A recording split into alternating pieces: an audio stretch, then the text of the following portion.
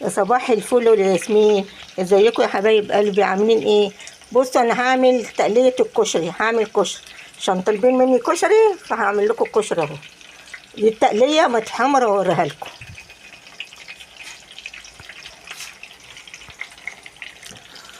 طبعا انتوا بتعملوا البصل شرايح كده، بتخرطوه شرايح ايه رفيع مدور كده حلقات، وبعد كده بتقدحوا الزيت، تحطوا البصل لغايه ما بيتحمر حلو قوي كده، ما تحرقهوش، لونه ذهبي جميل، وتصفوه حلو قوي قوي بالمصفى، وتفردوه بقى ايه في طبق مسلطه بعد ما يتصفى خالص من الزيت.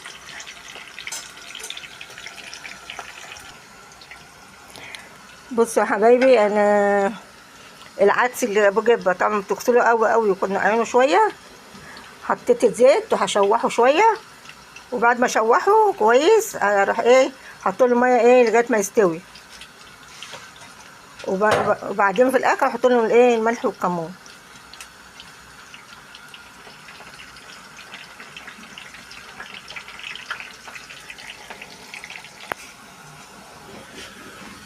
العدس يا حبايبي اهو شوحته وحطيت له ملح وكمون وحطيت له ميه يتسلق، والبصل قرب اهو يطلعه.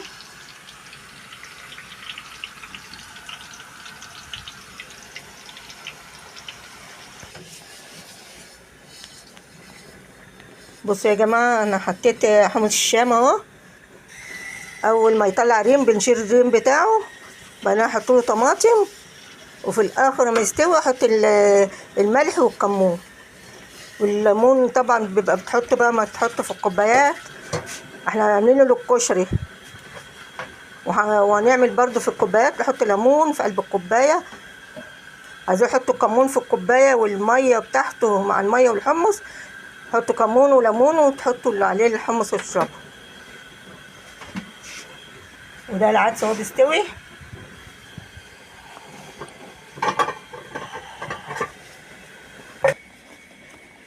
التقليه اهي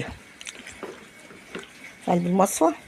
بصوا ناشفه ازاي حلوه، بصوا ناشفه ازاي جميله ومش غامقه عشان ما تمررش، فاتحه وجميله كده ذهبي.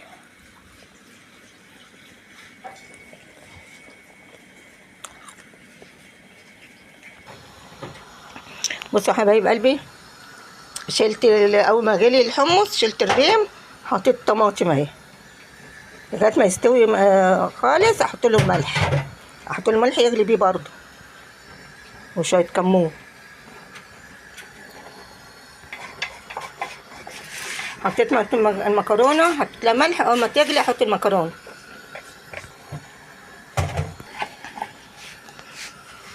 بصوا يا حبايبي، بعمل رز بالشعريه اهو.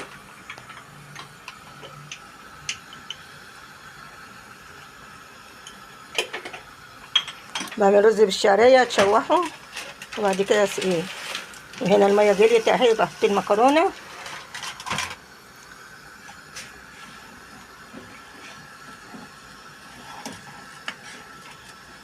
وافضل اقلب كده عشان اشوحه كويس.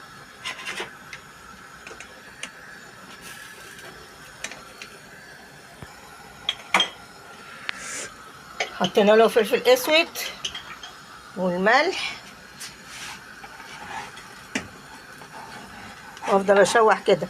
الكشري بقى ليه كذا طريقه بتعمل بيه، طريقه زي بتاع السوق كده، رز بالشعريه والعدس لوحده والمكرونه لوحدها والحاجه والصلصه الحاجه لوحدها.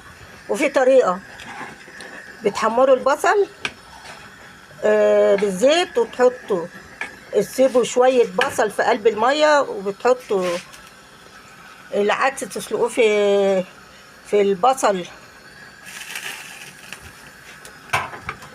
تسلقوا العدس في ميه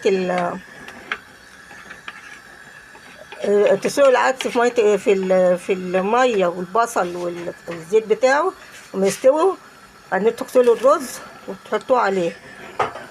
وفي عدس وممكن تحمروا الاول الشعريه وبتحطوه على بعضيه، وفي عدس بيتعمل المكرونه على العدس على الرز على كله فوق بعضيه، فاللي يعجبكم تعملوه.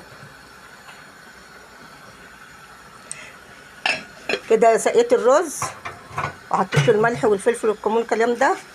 وهنا المكرونه بتتسلق، اصفيها واغسلها وخلاص. وهنا حمص الشام بيتسلق اهو. اوريكم الصلصه ما اجي اعملها بقى.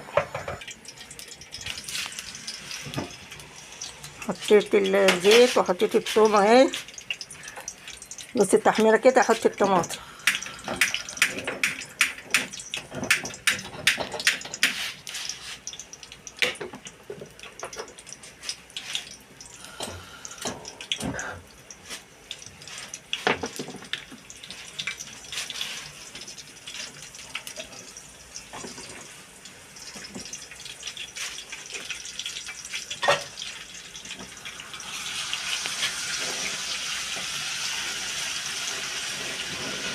اخر حاجه بقى الصلصه. وبعدين اخر حاجه نعمل ايه؟ الدقه والشطه.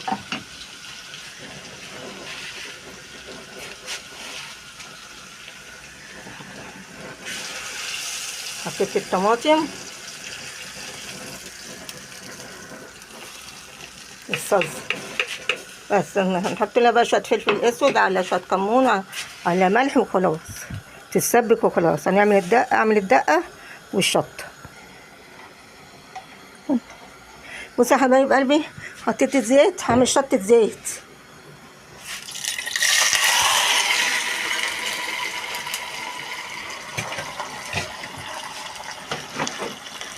شطه زيت، بتحطوا الزيت وتدوا الشطه، تحطوها هي وفلفل حراق اهو احمر، يتقلبوا.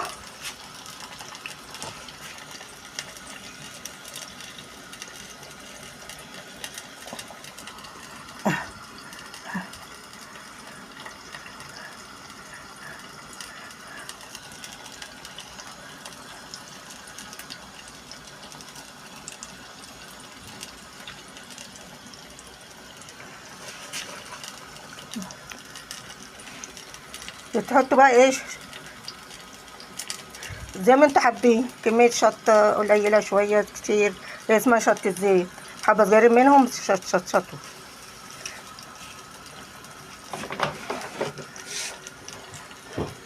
هنقلبها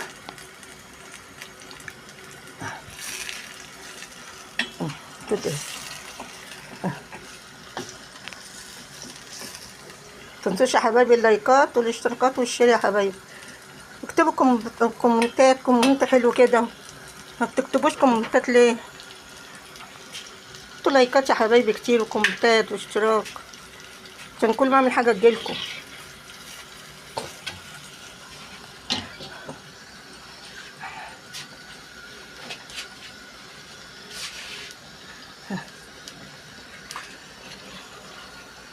وده حمص الشام اهو خلاص قرب يستوي.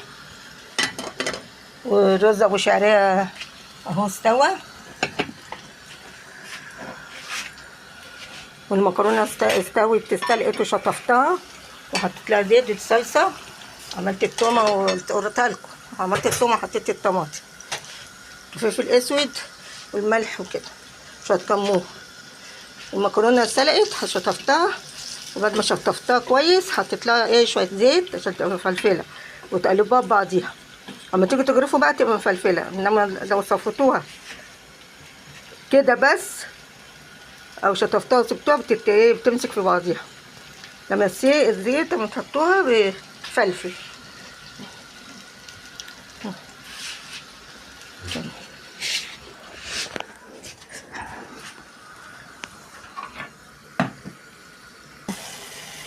هنعمل الدقه. حط الخل والثومه عشان الدقه. اما عملنا الشطه بالزيت هنحط لها ايه؟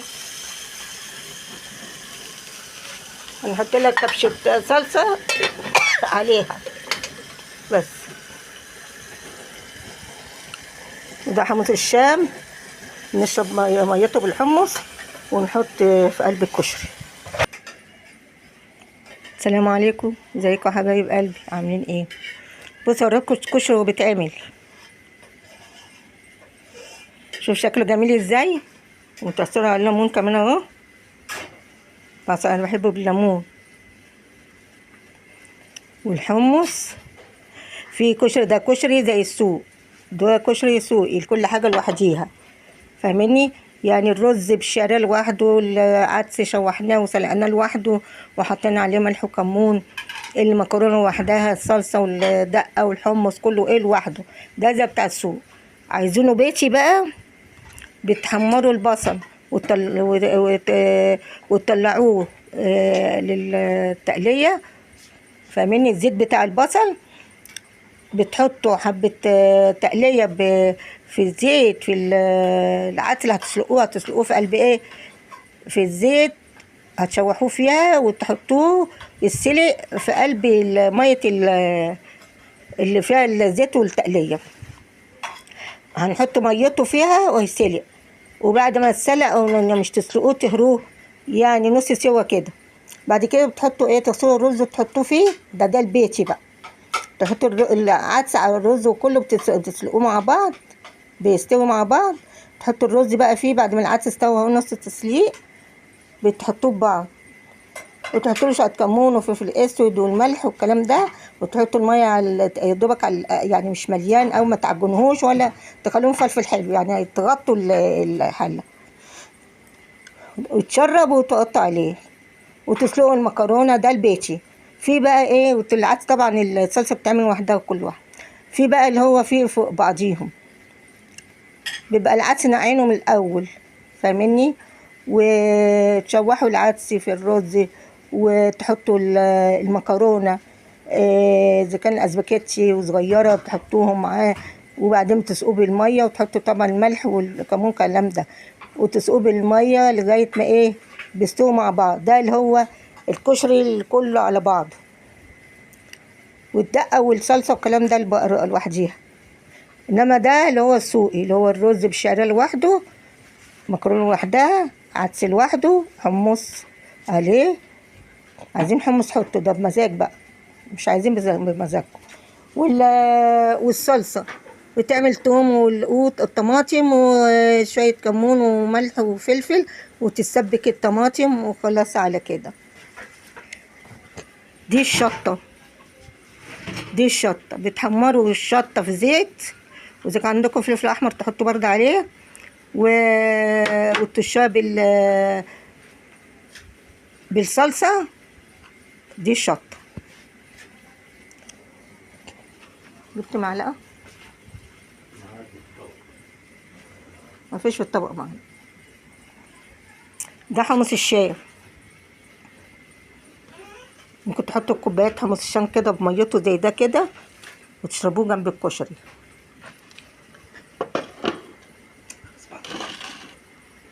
وبس. ما تنسوش بقى اللايكات والاشتراكات والشير يا حبايبي، وتاكلوا بألف هنا والشفا. كنتوا طالبينه مني، عملته مخصوص عشانكم، عملت الكشري مخصوص عشانكم.